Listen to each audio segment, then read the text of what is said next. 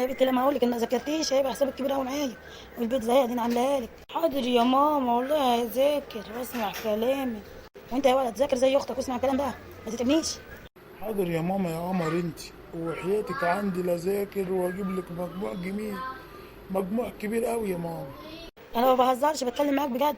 انت لما ذاكرتش هحرمك من المصروف ومن الاكل، اي حاجه انت تطلبها. وانا يا ماما لو ذاكرت هيجيب لي كل اللي نفسي فيه والحاجات الحلوه اللي بحبها.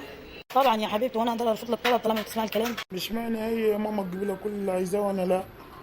عشان انت ما بتسمعش الكلام. طول ما انت بتسمع الكلام هجيب لك كل اللي انت عايزه. العيال دول عاملين ايه معاك يا حبيبتي النهارده؟ اسود بعيد عنك ومنيل تعبني اليوم كله. ربنا يقويكي يا حبيبتي، يديك الصحة لينا. بس يعني بيسمعوا الكلام ويذاكروا ولا لا؟ ايوه زي ما انت شايف اهو، شايفني بعمل ايه معايا طول النهار مناهده معاهم لما تعبت. معلش يا حبيبتي طولي بالك شوية معاهم. اكتر من كده، ده انا زهقت من عيالك. طول اليوم مطفشيني ومزهقيني كده.